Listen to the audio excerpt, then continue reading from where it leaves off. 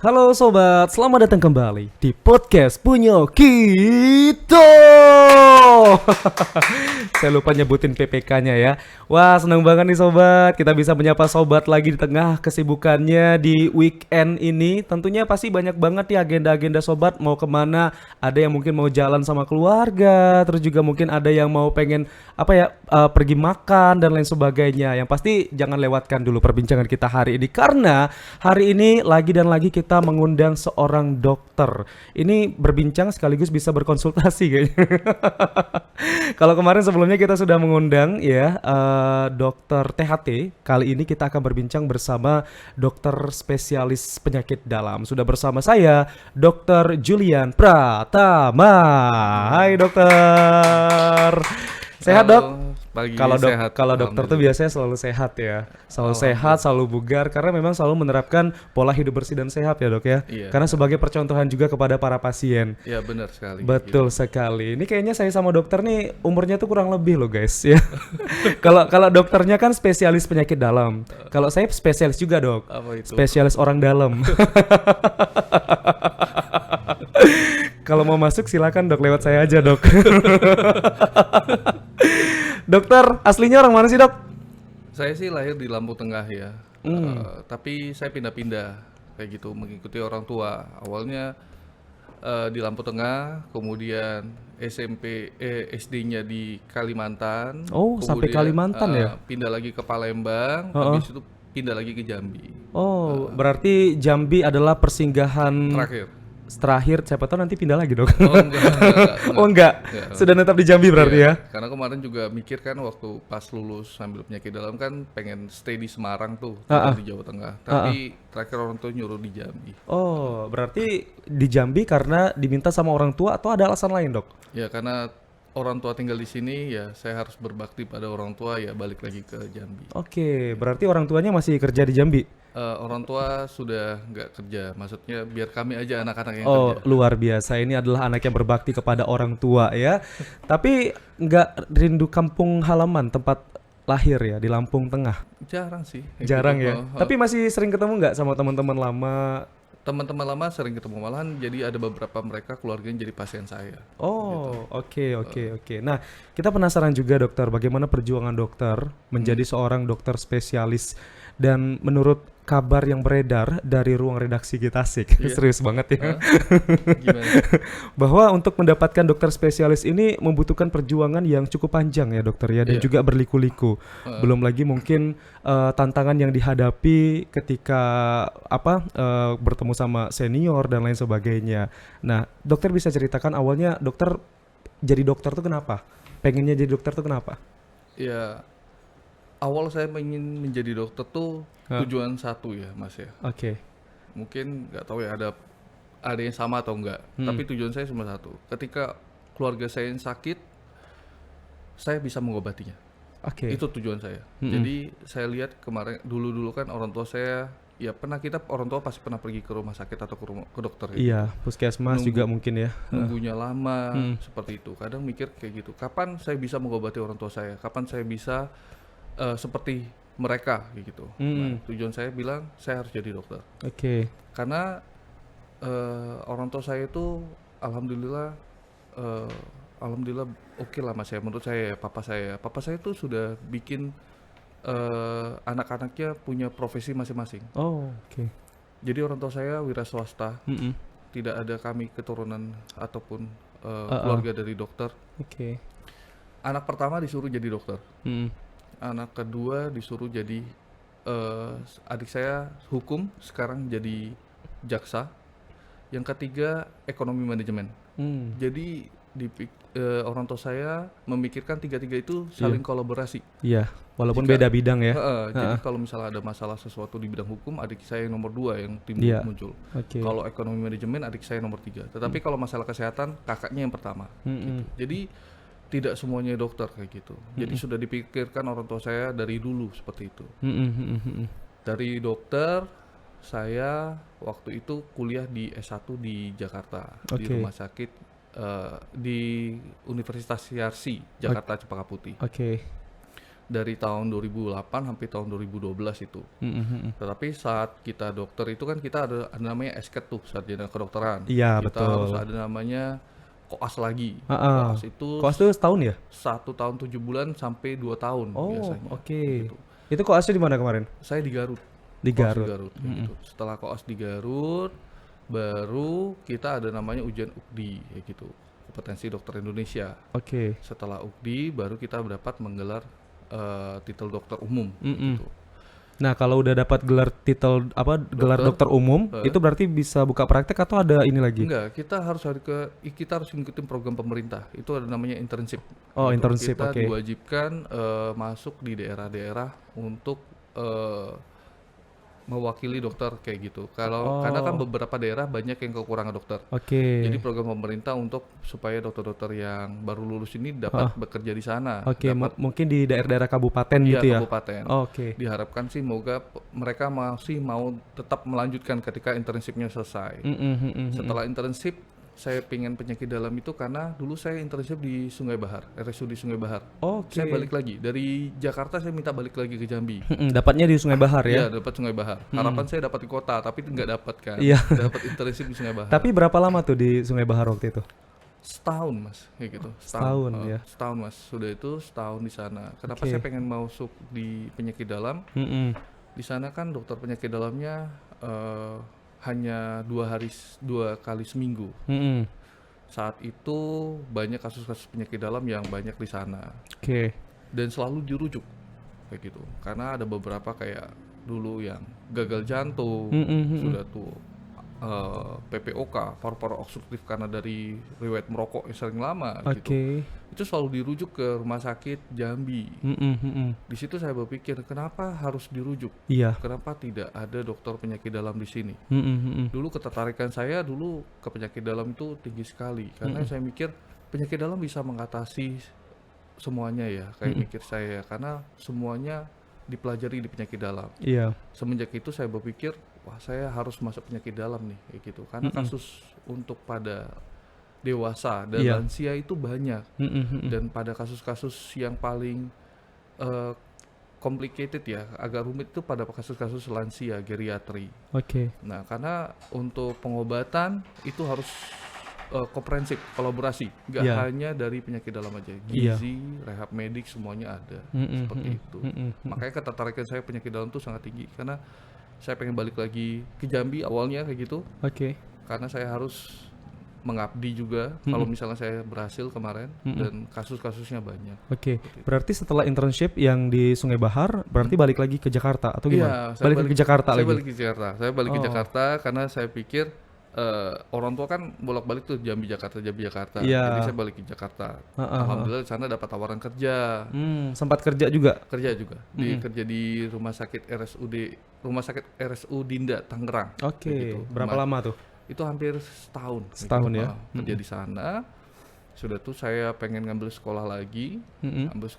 Saya balik lagi ke Jambi. Ini sekolah yang spesialis atau bukan? Penyakit Spesialis dalam. ya. Oke. Balik lagi ke Jambi.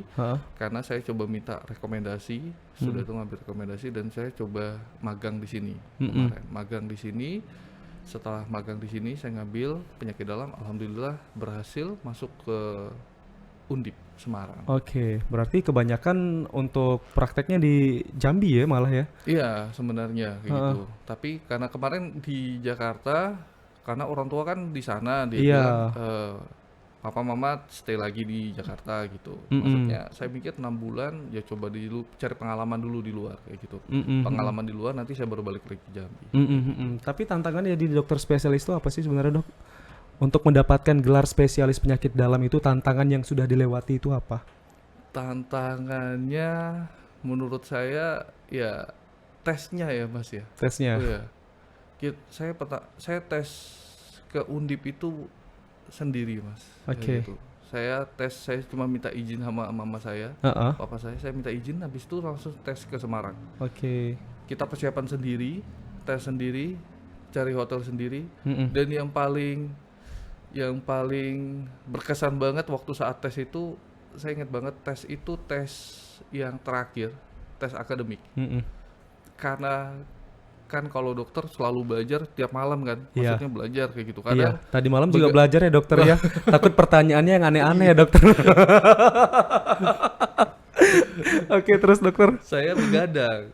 Saya begadang ingat banget. Saya begadang itu tesnya itu telat 30 menit, Mas. Oh, Telat itu. tapi boleh masuk. Dan itu jarak dari Semarang ke Tembalang itu sekitar jaraknya 45 menit itu. Oh, Dan itu saya ngepesan Gojek itu di cancel semua. nah, Saya cuma bilang sama terakhir tuh sama senior saya yang dari Yarsi. Saya bilang kayak gini. Pak, saya kemungkinan nggak bisa masuk, Pak. Gue bilang gini. Kenapa? Ini bentar lagi udah mau ujian nih. iya. Saya masih di Semarang, Pak, kayak gitu. Waduh. Ojek di cancel semua, Pak, kayak gitu. Gimana nih? Kayak gitu. Dia bilang, saya cuma bilang, saya panggil ada Ojek di depan Iya. saya bayar, tolong antar saya ke Tembalang. Heeh, heeh, Sampai heeh. sana tuh saya telat 30 menit. 30 menit sudah tuh yang dulunya yang ngasih berkas ujian, Mhm. ternyata itu senior saya. Dia cuma Oke. bilang sama saya, Heeh. Mas, ini sudah telat 30 menit, Mas. Masih mau lanjut atau mau mundur, Mas? Mhm. Saya bilang, saya lanjut, Bu, gue bilangin kayak gitu. Saya ingat banget ya, lanjut, Bu. Bilang 30 menit. Iya, Bu, lanjut. Harus 30 menit lanjut. Saya mikir ya sudah walau alam lah. Iya. Saya sudah berusaha, ikhtiar, dan saya tinggal berserah diri kepada Allah. Mhm. Alhamdulillah lulus, Mas. Mhm. Wah, itu bersyukur banget. Itu dokter telat 30 menit. Alokasi waktu yang diberikan berapa untuk ujian itu? Jadi waktu pas itu tuh ingat banget waktu dia bilang, Mas, sisa tinggal 30 menit. Oh, sisanya tinggal 30 menit Enggak, lagi. waktunya sudah berjalan 30 30 menit kayak gitu. ya. Itu 2 jam. Kalau nggak salah waktunya tuh sekitar dikasih 1,5 jam atau 2 jam gitu, Oke, lupa. siap. Jadi masih ada waktu spare sekitar 1 jam atau enggak 1,5 jam berarti kan. Mhm, Masih banyak sih sebenarnya waktunya. mhm, mhm. Memang soalnya kan banyak gitu, Mas. Kalau nggak salah ada 31 soal kayak gitu. Jadi spare-nya tuh satu soal tuh 1 menit atau berapa gitu. Jadi kalau misalnya itu kita pikir berarti 1 jam lagi sisa. Iya. Saya mikir saya mau lanjut kayak gitu. Mhm. Karena saya mikir saya jadi Jambi, saya bilangin kayak gitu. Saya mau berusaha.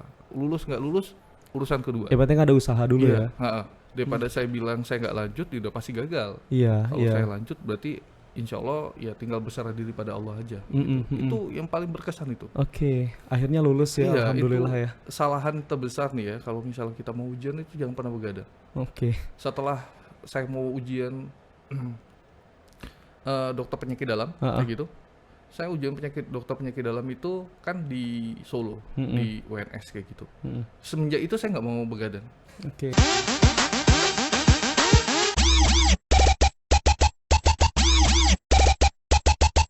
Tips pembelajaran dari dokter nih, dokter untuk mempersiapkan ini biasanya hamin berapa? Misalnya kita mau tes potensi akademik gitu.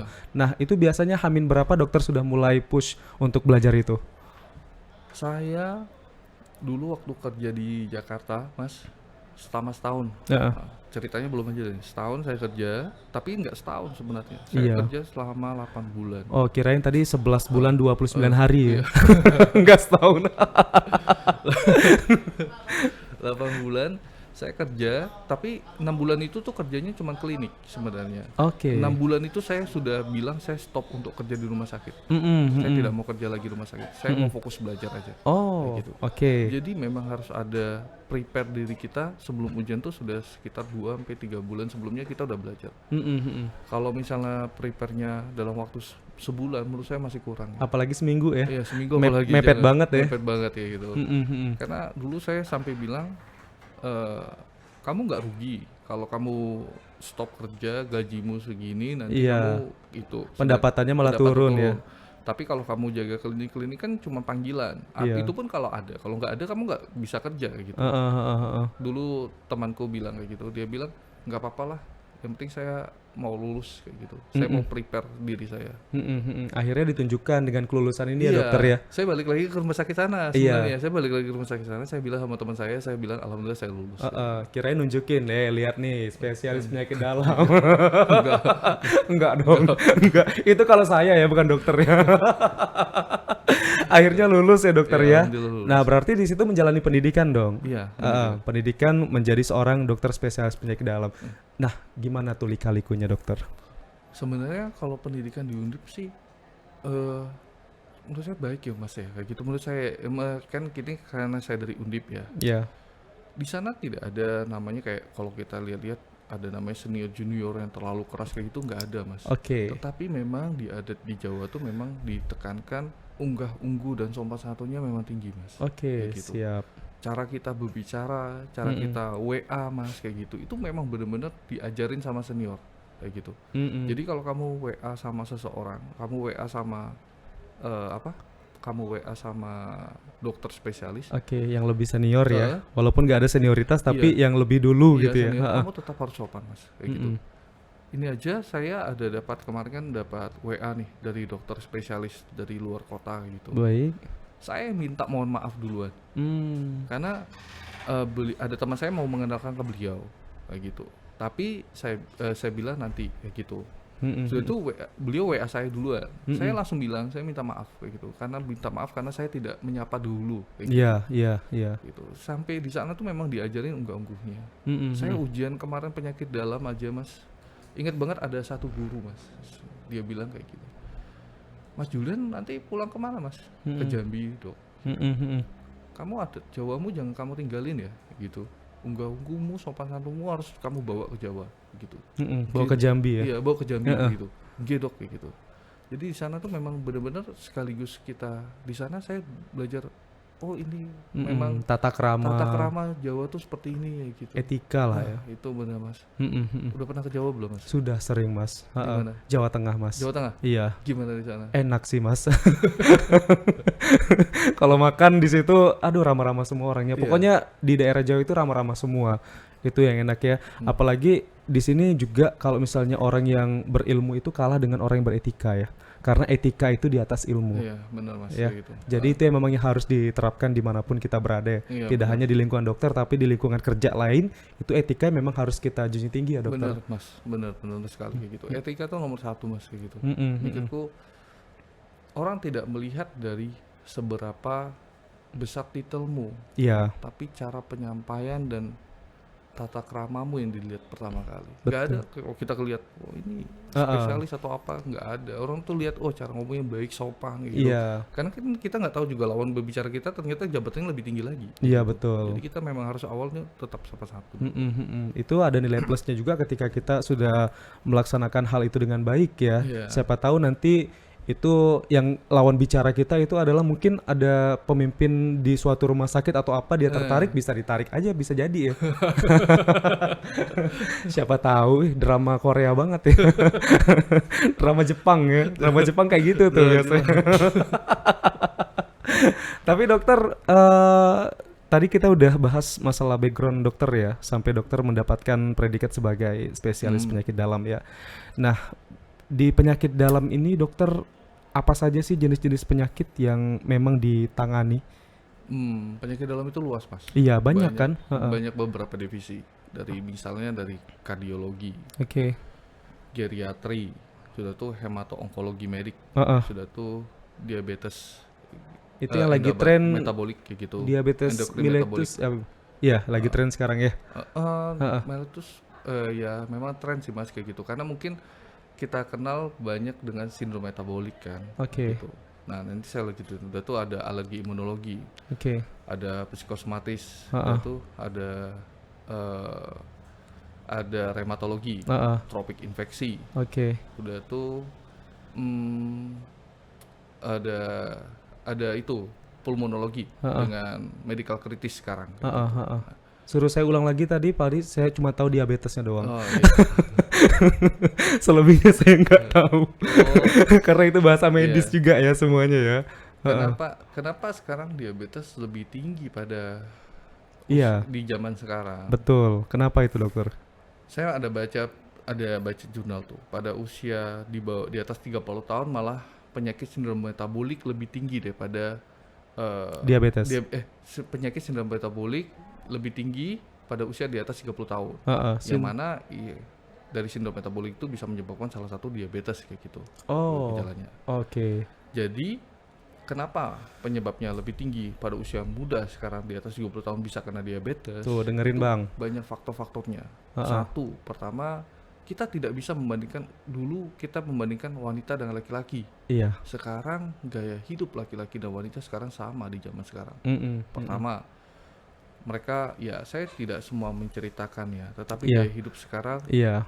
wanita sekarang ya merokok juga sama dengan Iya. laki-laki. Ini fenomena yang Ya, terjadi sekarang fenomenanya ya. ya ini bukan yang saya bilang itu. Heeh. Yang kedua alkoholik, Iya. itu sama gitu. Yang ketiga perilaku gaya hidupnya kurang, dalam arti kata ya sama aja, mereka juga misalnya kurang olahraga, Iya, makan junk food. makannya junk food kayak gitu. Nah, kalau tinggal di Jakarta, kenapa mereka makannya junk food? Ya ada namanya tuh eh, lingkungannya yang mempengaruhinya. Hmm. Kalau misalnya kita kayak misalnya di Jambi lah, kita mungkin mau makan sehat atau apa, mungkin ada beberapa tempat yang jual Iya. makanan sayuran Dan atau mudah apa, dijangkau mudah juga dijangkau, kan. iya Heeh. kan. Tetapi kalau misalnya kita tinggal di kota besar yang ada misalnya kita tidak menyebut nama brand lah, misalnya ayam goreng atau ini Iya. yang makanan-makanan santan atau apa makanan Padang ada di tempat di sana, ya mereka akan memilih di sana. Mm-mm. Dan lingkungan itu yang mempengaruhi hidup mereka menjadi seperti itu. Iya, karena itu sebenarnya. pasti jadi kebiasaan juga. Iya, Karena kayak cuman itu yang ada, mau cari yang lain juga agak susah gitu. Iya, jadi kayak kemarin saya MCU di daerah Jambi gitu. Heeh. Ada satu kita MCU ngomong kayak gitu, kolesterolnya tinggi, usia masih muda, 30 tahun. Oh, Kayak gitu. kolesterol Ini tinggi.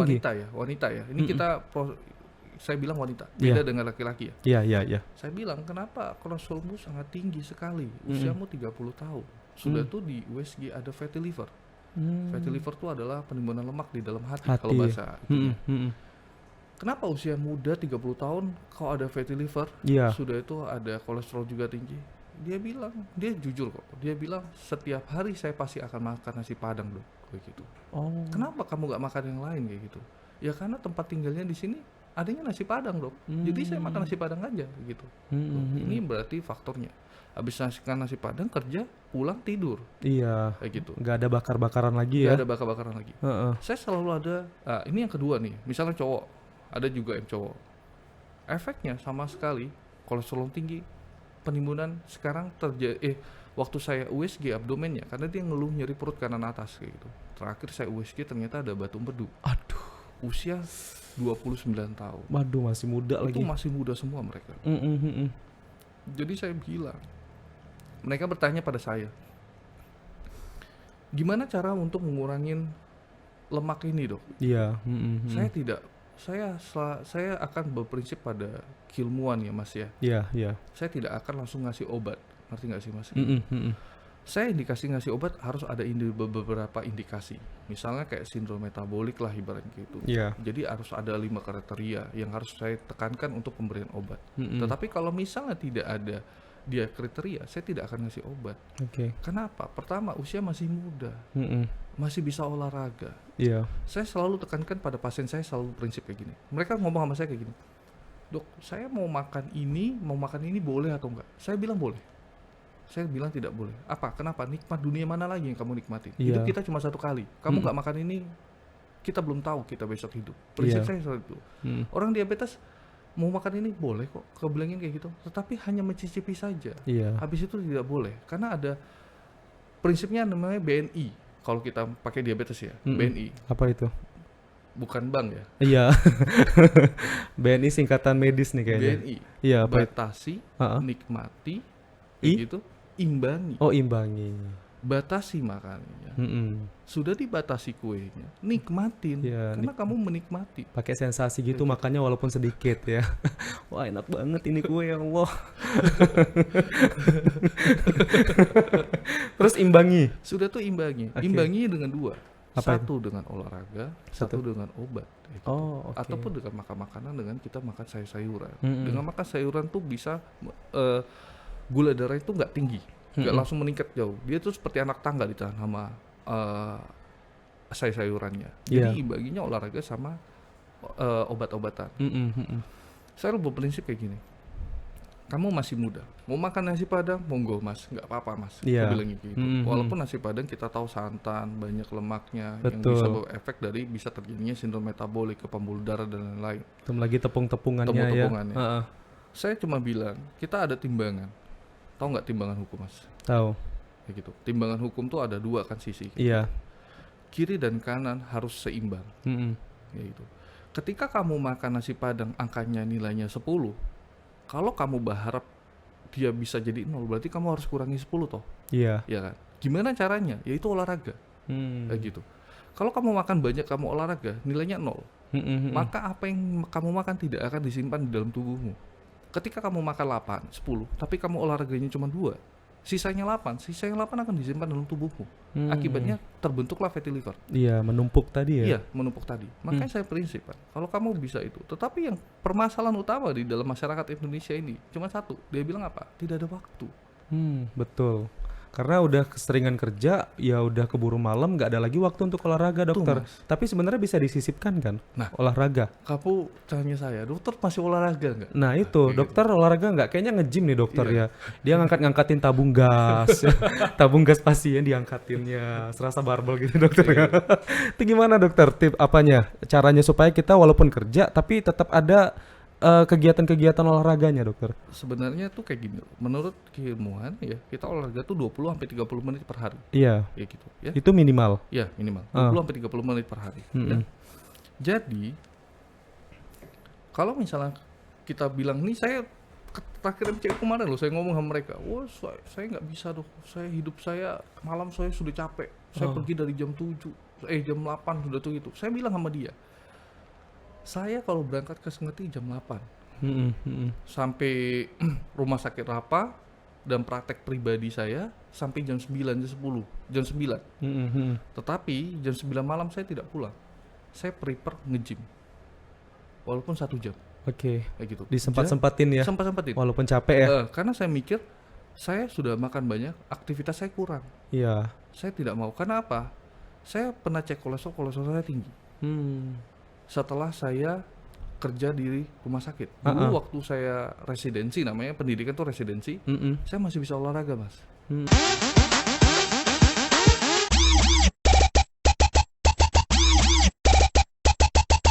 Matiin HP. Iya. Ntar dilihat dokter Julian. HP-mu matikan gitu. Sudah cukup kayak gitu. Dia Iya. bilang, lu daripada lu 30 menit cuma fokus HP, lebih baik lu pulang. Itu kata-kata temanku, itu bikin motivasi banget. Lebih Iya, baik lu betul. matikan HP 30 menit, lu fokus ke olahraga sama kita kayak gitu. Heeh, Daripada lu buka handphone, lebih baik lu pulang. Nggak ada guna lu di sini. Iya betul. Sebenarnya kata-katanya kayak bukan kayak nantangin ya, tapi dia bikin supportku bilang, oh iya juga ya, bener juga aku bilangin. Sekarang tinggal kita aja memaknainya.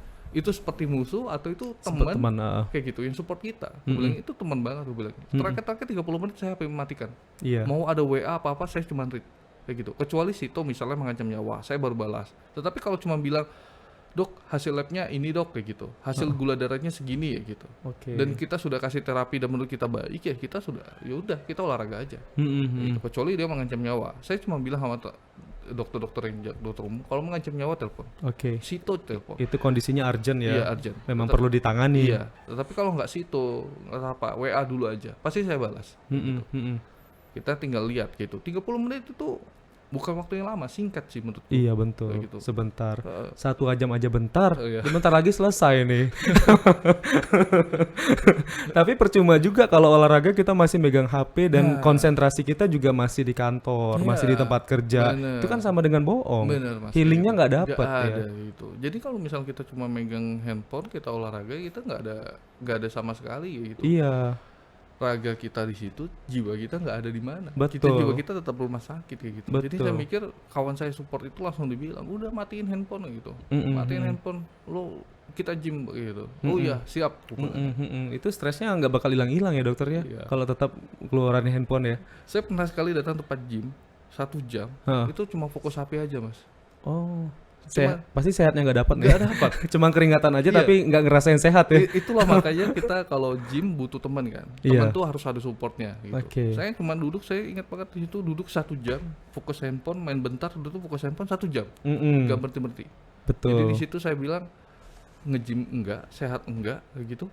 Lebih baik saya di rumah Iya. nonton TV, makan sampai balas WA. Betul. Gitu. Karena sama aja kan. Iya, sama aja. Di situ Nah, saya mulai udah berubah kayak gitu. oke, ini penting juga diterapkan untuk anak-anak muda zaman sekarang, jangan mageran. Iya. Kalau bisa disempatkan waktu untuk berolahraga 20 sampai dengan 30 menit dalam satu hari ya dokter ya. Benar. Kalau nggak sempat pagi, malam juga nggak masalah. Nggak masalah Ya. kayak gitu. Tapi dokter, ini balik lagi ke diabetes tadi ya. Iya. Itu kan salah satu penyakit juga yang mungkin disebabkan oleh konsumsi gula yang berlebih, betul? Kayak gitu. Betul ya. Tapi sekarang kita lihat Salah satunya ya. ya. Iya. Fenomena-fenomena sekarang, anak-anak muda zaman sekarang kan sering banyak nongkrong di kafe. Ya, kafe sekarang kan juga menyediakan banyak sekali makanan-makanan yang mengandung gula yang sangat dahsyat dan luar biasa. Iya. Gula yang berlebih dikonsumsi anak-anak muda sekarang. Nah, itu nanti resikonya gimana, dokter? Iya. Sebenarnya kalau kita mengkonsumsinya secara berlebihan, pasti akan ada dampak efek yang akan timbul ke dalam tubuh kita, kayak gitu. Tetapi kalau kita konsumsinya tidak berlebihan, ya pasti ya tidak akan terlalu berdampak, kayak Iya. gitu. Dampaknya memang kadang anak-anak muda tuh tidak lihat di awal, tapi nanti setelah di akhir mereka akan baru tahu. Betul. Gitu. Di usia-usia udah agak senior ya, baru Iya. terasa ya. Enggak juga, Mas. Oh, enggak juga malah. Pasien saya pernah dapat umur 35 tahun itu prediabetes. Jadi prediabetes itu akan mengarah ke diabetes. Itu gejala ibaratnya tuh tengah-tengahnya lah, ibarat sebelum mau menjadi diabetes kayak gitu. Saya cuma tanya, usiamu masih muda kok bisa jadi prediabetes? Saya tanya, dia bilang, apakah keluargamu ada diabetes? Ternyata tidak ada. Pertanyaannya, kenapa kamu bisa jadi seperti ini? Kenapa? Karena dia selalu makan makanan yang tinggi gula dan kolesterol itu tiap hari. Kenapa? Karena dia kerja di daerah perhutanan dan makanannya itu semua cateringnya. Jadi dia bilang, kalau saya nggak makan ini dok, saya mau makan dari mana? Saya Iya. tinggal di hutan. kayak Betul. Dan cateringnya makannya ini terus. Lebih baik saya makan kayak gitu. Betul. Ya saya mikir, karena kita butuh glukosa, energi. Kita butuh energi dapatnya dari makanan. Kayak Iya. gitu. Kalau kita nggak makan ya kita nggak dapat energi. Gitu. Nggak Jadi konsen saya mikir, nanti malah untuk kerja kan. jadi dia bilang, ya sudah, gue bilangin. Saya coba bilang, daripada kamu berdampak baru nih 35 tahun, nanti 40 tahun tiba-tiba kamu sudah kena diabetes kayak gitu. Kamu jangan pernah berpikir, saya bilang, ketika umur 40 tahun kamu tegakin diabetes, umur 41 tahun, kadang nih pasien ini datang nih, dok saya 40 tahun kena diabetes, tapi kok tiba-tiba umur 41 tahun saya kena ginjal, ataupun 5 bulan kemudian saya kena ginjal dan jantung. Komplikasi Iya. ya. Itu bukan masalah dari itu bukan kalian berpikir kalian baru tegak diabetes kok bisa langsung timbul karena mungkin dari jantung, enggak. Karena ingat tahu, ketika orang tuh kena diabetes sebelumnya 3 sampai 5 tahun, 5 sampai 10 tahun sebelumnya itu dia gulanya tuh sudah merusak pembuluh darah semuanya. Gejalanya timbul karena dari awal, tetapi dia sudah kena diabetes dari awal sebelumnya. Tapi dia terdeteksi saja. Oke. 40 tahun dia tegak diabetes, tiba-tiba anggaplah 6 bulan kemudian kena jantung. Dia pikir kok bisa? Ya bisa, karena dia 40 tahunnya itu, sebelum 40 tahun itu sudah diabetes, gejala dari gulanya itu sudah menyerang ke pembuluh darah karena dia meningkatkan respon inflamasi. Akibatnya pembuluh darahnya rusak. Akibatnya terjadi gumpalan atau penyumbatan di sana, akibatnya serangan jantung. Iya. Seperti itu. Karena saya bilang kayak gitu. Jadi yang berpikir kamu berapa tahun lagi baru kena diabetes, nanti 5 tahun 6 tahun lagi lah mungkin bisa kena ini asal gula gitu. Enggak. Dia sudah menyerang dulu kayak gitu. Nah, pada usia anak-anak muda yang tadi saya bilang kenapa dia itu, ya itulah Mas Kayak gitu. malah ketergantungan makanan manis gitu, Ya. dokter. Bukan ketergantungan makan manis Mas. Saya lihat Mas. Jadi apa? Lifestyle. Iya. Ada namanya lingkungan obsesif kayak gitu. Lingkungan yang mempengaruhi mereka. Betul. Begitu. Coba mereka nih ya. Coba kalau masnya kita dari Jambi dulu. Dulu kita minumannya apa? Kalau dulu kan bandrek. Lebih sehat ya. Iya, bandrek kan. Walaupun kental manisnya segini ya. Iya. Tapi tetap masih ada sehat-sehatnya ya kan bandrek. Bandrek sudah tuh kalau misalnya Sekuteng ya. itu sekuteng. Iya ya kan. Dulu masih ada ya. Kita dulu. nostalgia ya. Iya. Ada dong. Ada kan? Ada. Sekuteng Sekuteng kayak bandrek. Gitu. Ya paling kayak gitu. Udah tuh tempat-tempat nongkrong nggak ada. Betul. Rata-rata dulu kalau misalnya waktu kita SMA mainnya kemana? Ke ke Taman Rimba ya. Aduh, Ya mungkin anak Taman Rimba. Taman Rimba ini tuh Sering balap nih dokter kayak. enggak. Taman Rimba kan buat olahraga tuh. Iya lari. betul. Karena kan dulu Yang arena MTQ kan. iya, SMA 3 kan kita kemarin kan di sana kan kita olahraga di sana juga. Iya. Lu dulu kan lihat tuh sore-sore orang mainnya ke tempat olahraga. Iya. Duduk-duduk sana lihat orang lingkut olahraga pasti bilang, "Ah, yaudahlah kita olahraga aja Iya, lari-lari." kita jogging juga. Iya, jogging juga kan. Heeh. Coba kalau biasa sekarang, kalau misalnya main, wah besok kesini, ya udah kita nongkrong sini aja lah. Nanti keterusan tuh tiap hari kayak gitu-gitu terus tuh. Heeh. Kita tetap edukasi, tetapi kadang anak muda sulit untuk menerima. Iya betul. Karena ini lifestyle mereka. Kalau nggak minum ini rasanya nggak bisa gitu. Agak gengsi nggak sih? Nah. Jaga gengsi ya. Nah, benar. Heeh, nggak enak sama teman yang lain kadang. Tetapi saya lihat di Jambi ini tidak semuanya Mas ya. Ada anak-anak muda yang tepat gym saya itu. Mm-mm. Itu anak-anak mudanya anak-anak SMA loh Mas. Mm-mm. Anak kuliah SMA, badannya yang obes dari 100 kilo turun jadi 80 kilo. Oh, berarti Wah, dia fokus banget ya. Saya sampai tepuk tangan sama dia. Mm-mm. Selama 6 bulan dia bisa menurunkan berat badan ekstrim itu. Saya Mm-mm. bilangin, penurunan berat badan, saya bilangin jangan terlalu ekstrim. Karena bisa mengganggu metabolik nanti akhirnya. Iya betul. Saya bilang, berapa kilo dok dalam waktu 1 bulan menurunkan berat badan yang dianjurkan dalam ilmu itu sekitar 3-4 kilo Dalam 1 bulan. 1 bulan. Oke. Jadi jangan terlalu ekstrim. Nggak boleh over banget ya. Tidak boleh over kayak Hmm, gitu. hmm. Makanya saya bilangin, kamu udah terlalu ekstrim. Tapi badanmu masih oke. Oke dok, kayak gitu dia bilang. Oh ya sudah. Tapi tolong sudah 80 kamu mau nurunin, perlahan aja. Sebulan 3-4 kilo sudah cukup. Oke. Jadi jangan kamu terlalu ekstrim banget gitu. Emang resikonya apa dokter? Apa? Kalau terlalu ekstrim kita menurunkan berat badan? Pertama gangguan metabolik. Yang kedua bisa menyebabkan batuk empedu. Aduh. Gitu. Jadi efek-efeknya tuh banyak banget kayak gitu. Iya. Yang ketiga kita karena terlalu ekstrim nih kejadian yang telah terjadi di Jakarta atau di mana ya saya lupa gitu. Dia terlalu ekstrim bikinnya gagal ginjal. Kenapa? Kita sudah mensupport glukosa, cairan, dipikirnya adalah semuanya harus di stop. Adalah mindsetnya adalah puasa jadinya. Kita tidak boleh seperti itu. Sel kita bekerja butuh energi dapatnya dari glukosa. Oke, mindset kita adalah kita pikirkan biarkan kita puasa, lemak kita hancur atau apa, bisa pembentukan dari glukosa dari lemak dan otot.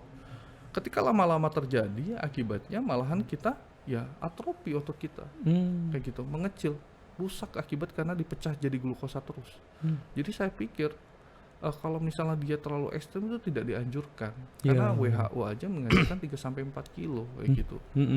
Perlahan lebih pasti dan baik daripada kamu ekstrem tambah malah efeknya malah ke seluruh tubuhmu. Kayak gitu. Karena kejadian itu yang terakhir tuh kalau nggak salah kejadian meninggal itu diet ekstrim akibatnya jadi gagal ginjal.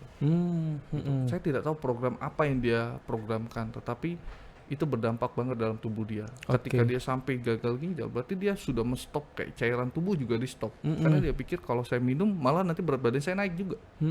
Itu kadang mindsetnya salah. Makanya kita punya dokter spesialis gizi kan. Kalau misalnya ada apa-apa pengen menurun berat badan, kita bisa konsultasi ke beliau. Betul. Gitu. Asupannya nggak apa-apa, yang penting dikontrol. Ya. Saya yang terakhir saya selalu bilang sama mindset saya, pasien saya, timbangan hukum itu. Iya. Apakah yang kamu makan harus sama dengan kamu keluar? Gitu. Kalau kamu makannya berapa, kamu keluarnya berapa juga. Iya. Kita punya aplikasi ngitung kalori tubuh berapa, Iya. makanan berapa gitu kan. Kita bisa punya hitung berapa berat badan, kalori dibutuhkan berapa. Defisit kalori 500 kalori, kita butuhkan berapa kalori. Jadi setiap makanan kita bisa hitung berapa kalorinya, proteinnya berapa. Iya. Jadi itu total kita jumlah. Tapi kalau mau ribet, Iya. tapi kalau mau baik ya seperti itu. Jadi kalau misalnya kita makan banyak, keluarnya harus juga banyak nih kayak gitu. Tapi kebanyakan adalah habis makan pulang tidur. Iya. Makan pulang tidur, gitu kan? Betul. Nggak ada kegiatan lain langsung tidur. Karena biasanya kalau udah berlebih karbo itu bikin ngantuk ya, Dok. Apalagi makan nasi goreng malam-malam, aduh, itu langsung tidur bawaan. Tapi semenjak saya tahu itu tidak baik, jadi saya juga mulai perlahan untuk menghilangkan itu semua, dokter. Iya. Cuman satu prinsipnya Mas ya. Saya selalu berprinsip cuma satu. Saya bilang sama pasien saya lagi ya Mas ya. Kamu punya uang 10 miliar tapi kamu sakit, itu nggak ada guna. Betul, nggak bisa kemana-mana. Nggak bisa apa-apa. Sayang duit 10 miliar. Kamu misalnya dikasih uang 1 triliun, tapi kamu stroke, kamu hidup sendiri. Iya, nggak betul. ada guna Mas. Duitnya nggak bisa diapa-apain. Kayak gitu. Lebih baik kamu sehat, kamu cukup lah Iya. ibaratnya, kamu bisa aktivitas semuanya. Betul. Karena kalau sudah stroke atau apa ya kamu mau ngapain juga, hidup pun juga nggak ada guna jadinya. Gitu. Karena kesehatan tuh lebih mahal, Kesehatan tuh tidak lebih mahal. ternilai harganya daripada uang ya dokter ya. Coba kita lihat ya, kalau kamu pernah lihat IG Reels kayak gitu, Instagram Reels. Ada orang berkerumun, ada 2 toko nih, satu toko olahraga, Iya. satu toko obat. Oke. Mereka berkerumun, orang pergi ke obat semua, tapi mereka tidak mikir olahraga. Tahu nggak? Mindsetnya adalah sekarang lab rusak, labnya terjadi masalah, kolesterol tinggi, obat. Iya. Labnya bermasalah, ada fatty liver, obat. Kolesterolnya tinggi, fungsi hatinya rusak, Obat. Usia muda, kolesterol tinggi, minta obat. Darah tinggi, Iya. obat, kayak gitu. Betul. Mereka tidak tahu nih, saya kasih tahu ya, Mas ya. Dok, gimana cara menurunkan tekanan darah saya tanpa saya harus minum obat, kayak gitu. Dalam beberapa penelitian, ada namanya di Eropa dan Amerika.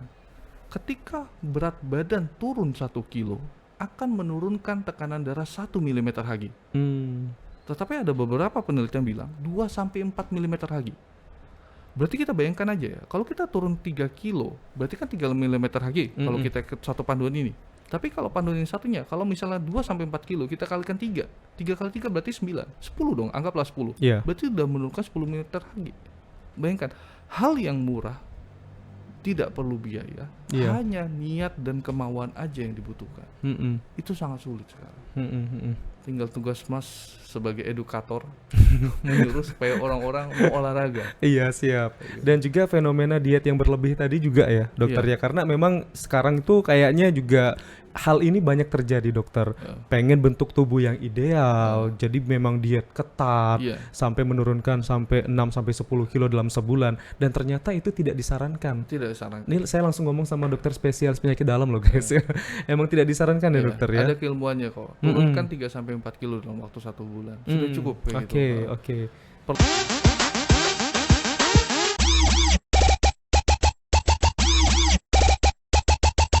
Rajin olahraga nih. Kalau kodok-kodoknya udah mulai sakit, sudah olahraga lah ya. Karena biasa kalau kodok lah sakit, itulah ada kolesterol. Betul lah dokter? Nah, itu Betul dah, itu mitos atau fakta? Itu mitos. Oh, mitos ternyata guys. Mitos. Tuh, berarti kok aman Dewi. Kemarin kodok sakit dok. Itu mitos. Mitos, jadi mitos ya. Jadi nih ya, Oke. kita berdasarkan ilmuwan nih. Topiknya udah serius jadi ya. Serius banget ya. Ketika kaku kuduk belakang nyeri, apakah itu kolesterol? Tidak. Oh, oke. Tetapi ada tapinya loh. Oh, ada tapinya. Ada penelitian di luar. Ketika kuku kuduk belakang, mereka mengkaitkan dengan kolesterol. Ternyata benar. Tetapi harus dibuktikan dengan adanya riwayat kolesterol yang tinggi. Oh. Kenapa? Riwayat kolesterol tinggi dia dapat merusak otot. Oke. Tetapi harus ada bukti kalau kamu punya riwayat kolesterol sebelumnya.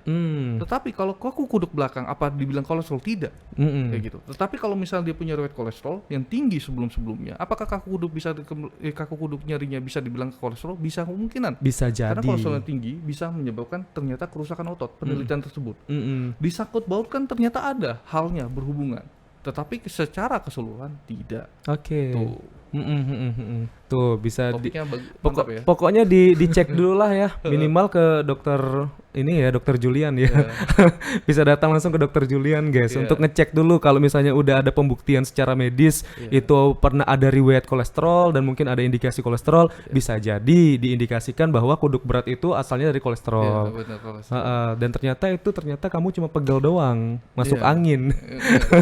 Bisa Karena jadi. pernah ibu-ibu pasien datang dia bilang ini kolesterol, dicek nih ternyata kolesterolnya enggak. Saya bilang ini kemungkinan otot aja bu. Dia bilang enggak kolesterol dulu. saya cek. Kok malah ngotot ibunya? Ini otot. Saya bilang cek. Tapi saya bilang kalau mau cek harus puasa. Iya. Kalau nggak puasa saya tidak akan mau baca. Saya bilang kayak gitu. Oke dok, saya besok puasa. Oh kayak ibaratnya kayak nantang kayak gitu. Sekali dicek normal semua. Saya bilang ini bukan kolesterol. Dia bilang kok bisa dok? Ini data membuktikan. Iya. Ada berupa angka. Tidak bisa saya bohong kayak gitu. Saya bilang gitu. Jadi ini apa? Ya ini karena otot kayak gitu. Mungkin karena kebanyakan di depan laptop, Iya, bisa komputer. jadi. Kadang kita kan tegang. Iya. Dan kita lihat nih, kebanyakan orang duduk itu biasa 6 sampai 8 jam. Heeh, Iya kan? Nggak betul. pernah mereka langsung apa tuh Iya, relaksasi. kayak peregangan Nggak gitu ada ya. peregangan. Itu kesalahan terbesar sebenarnya. Mm-mm. Jadi kalau sudah mulai sekarang mungkin Mbak sama bapaknya kan. Iya, harus peregangan. Iya. Tapi bentar lagi mereka mau pergi kok, Dok. Oh gitu. Oke, ini masih cukup ya waktunya ya. Kita mau tanya lagi nih terkait dengan apa? Masalah stroke, dokter. Nah, ini agak berat lagi nih ya. Nah, tapi ini kita kalau stroke saya tidak bisa mengkupas lebih dalam Heeh. karena stroke punya neurologi. Oh, beda ya neurologi ya. Ya, punya neurologi. Ada tap- spesialis saraf gitu namanya neurologi. Hmm, Kayak gitu. Oke. Kalau hanya untuk sebatas kita luar pengertian atau secara simpelnya Tap- saya masih tap- bisa. tapi itu nggak bagian dari penyakit dalam atau ada indikasi dari penyakit dalam yang bisa nanti menyebabkan stroke ini? Bagian penyakit dalam menyebabkan stroke banyak. Kayak misalnya kayak kolesterol, diabetes kayak gitu. Itu salah satu faktor resiko atau Oke. darah tinggi. Oke, Itu faktor resiko terjadinya stroke. Tetapi kalau misalnya kita penyakit dalam, kalau misalnya untuk bagian stroke punya divisi lagi namanya neurologi. Dulu di geriatri kami juga belajar tentang stroke. Oke, gitu. Kami siap. juga belajar kok tentang stroke. Tetapi kan kalau kita sudah ke ilmu kedokteran itu sudah dibagi-bagi ini, masing-masing punya divisi-divisi. betul. Jadi kita bukan tidak itu. Jadi kita lebih baik di bagian divisi neurologi yang akan membicarakan itu. Oh, oke, siap. Tapi berkemungkinan juga ya kalau Ya, untuk kalau beberapa penyakit-penyakit di dalam itu tubuh, bisa ini ya, bisa terjadi stroke. bisa kayak terjadi stroke Banyak ya, banget kayak gitu. memicu. Memicu stroke begitu banyak. Paling banyak itu biasa karena darah tinggi, yang kedua karena kolesterol, Oke. yang ketiga karena diabetes, itu Oke. salah satu faktornya. Yang keempat, faktor-faktor yang lain yang gangguan dari pembuluh darah. Akibatnya terjadi penggumpalan, bisa terjadinya stroke. Oke, siap. Ini udah dikodein 55. Apa sih sebenarnya 55? Kita masih mau konsultasi nih, 5 guys. menit lagi ya? 5 menit lagi, dokter ternyata.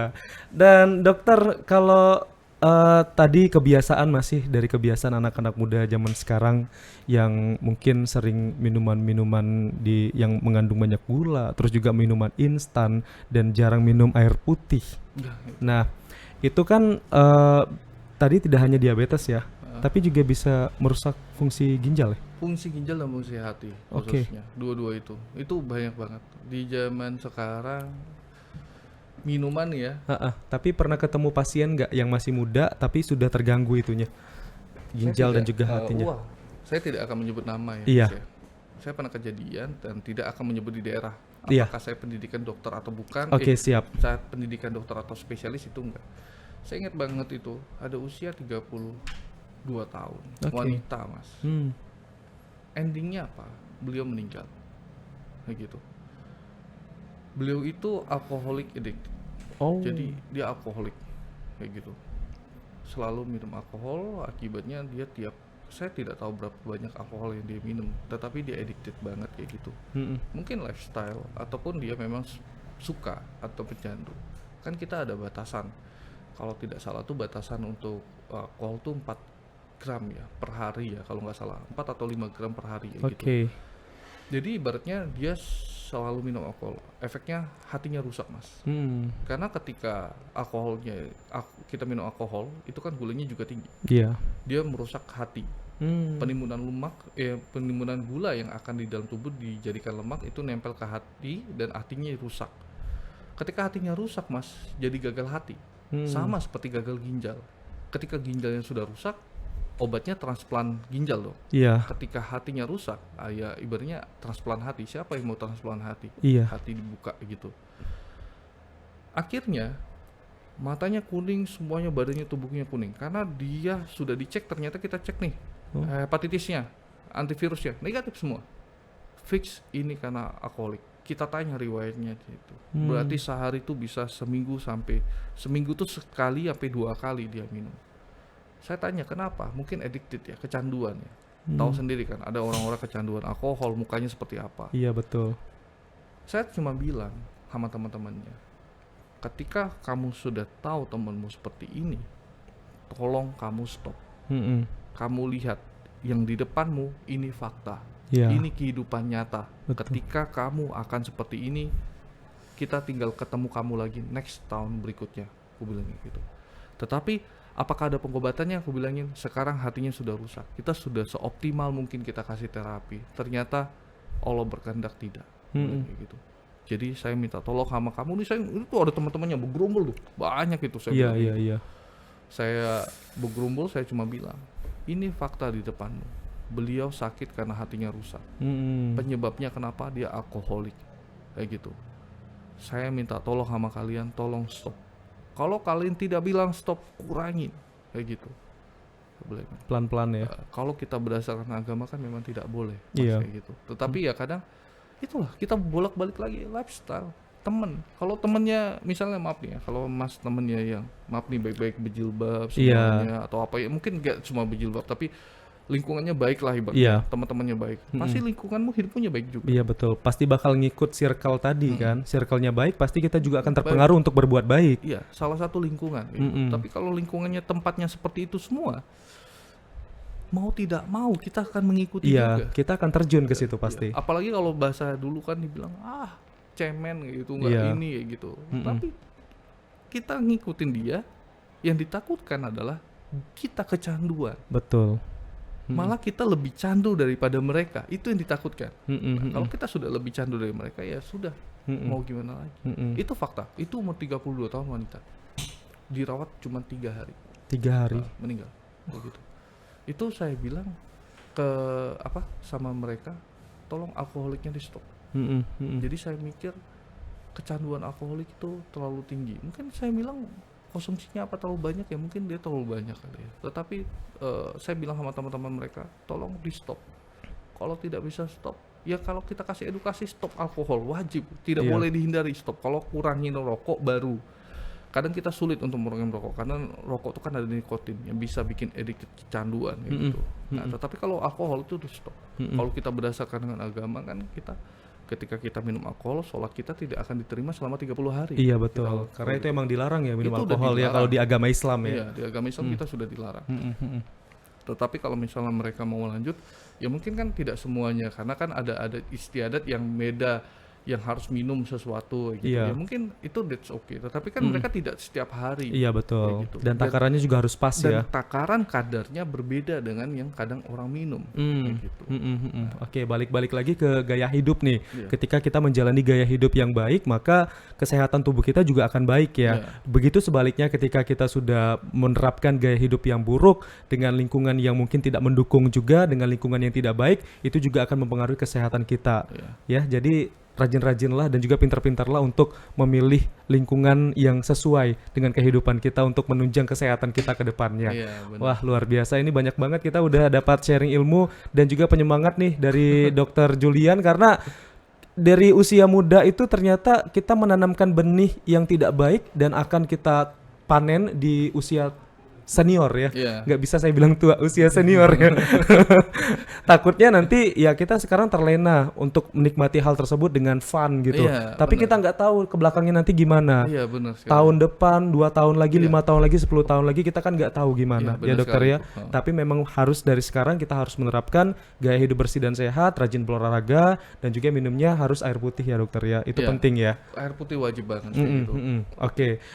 Dokter ada pesan nggak nih untuk teman-teman sejawat dokter? Ya pesan-pesan saya sih cuman kalau untuk pesan saya sih untuk anak-anak muda ataupun tidak anak muda, dewasa ataupun orang tua ya, olahraga itu sangat penting. Betul. Saya cuma prinsip ada 2 nih ya. Tidak semua penyakit harus dengan obat. Pola hidupmu baik selama 3 bulan dan kamu bisa mengontrol pola makan dan olahraga, mungkin apa yang kamu harapkan dari kolesterolmu ataupun dari lemakmu atau dari gula-gulamu bisa menurunkan apa yang kamu harapkan gitu. Jangan selalu berprinsip mindsetnya adalah obat. Dikit-dikit obat ya. Ya, itu sekarang mindsetnya adalah kita sekarang ini obat, dikit-dikit obat gitu. Nah, tapi tidak dicari faktor resikonya. Contohnya kayak kita ambil contoh nih, kayak misalnya ada seseorang nih duduk kayak gitu kan, lehernya sakit kayak gitu kan, dia mindsetnya adalah obat, nanti pasti bilang, oh mana obatnya, obat apa nih kayak gini, tapi dia tidak mencari faktor resikonya. Kenapa saya sampai tungkuk belakang saya sakit? Karena karena saya kebanyakan duduk nih di komputer, otot saya tegang, saya tidak ada relaksasi. Itu yang diatasi, bukan obatnya. Kayak gitu. Prinsip saya, kita harus dokter tuh cari faktor resikonya. Terapi itunya bukan obat yang kamu kasih. Kayak gitu. Mm-mm. Penyebabnya sudah masalah sudah tahu, kamu baru bisa gitu.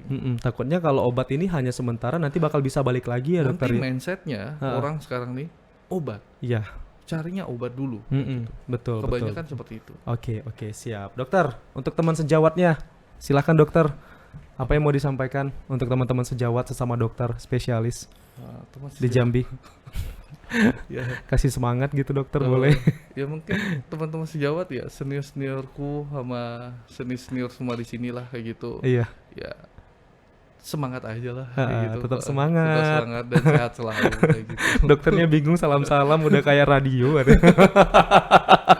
Bentar lagi request lagu dokternya. Oke lah, terima kasih banyak dokter Iya, sudah hadir di podcast punya kita, dan Iya. semoga nanti bisa kita mendapatkan ilmu lagi dari dokter, Iya, dan iya, juga iya. semoga di kesempatan berikutnya kita bisa silaturahmi lagi dokter, karena masih banyak banget hal-hal yang perlu kita gali nih ya, terkait dengan kesibukan dan juga aktivitas dari spesialis penyakit dalam, dan semoga nanti bisa selalu menjadi contoh yang baik dokter ya Iya. untuk pasien-pasiennya. Oke dokter, di akhir dari podcast punya kita ini dokter, saya kasih satu challenge untuk dokter. Apa ini? Gampang sih challenge-nya dokter. Ya, bukan ujian potensi akademik sih dokter ya. Cuman ngucapin terima kasih udah menyaksikan podcast punya kita. Oh. Tapi pakai gaya dokter. Gimana ya? Itu gayanya tuh. Aduh, udah kayak Oh. Superman dia ya. Yuk silakan Gini dokter. aja ya. Boleh. Dokternya agak jaim, nggak mau gini guys. gini. Boleh gini aja dokter. Ayo Oke. silakan dokter. Oh, ini nggak berdiri kan? Enggak, duduk aja. Terima kasih sudah menyaksikan podcast Punya kita, betul. Terima kasih sudah menyaksikan podcast Punya Kita. Cakep. Terima kasih sudah menyaksikan saya dan juga Dokter Julian di podcast Punya Kita. Sampai jumpa. Dadah.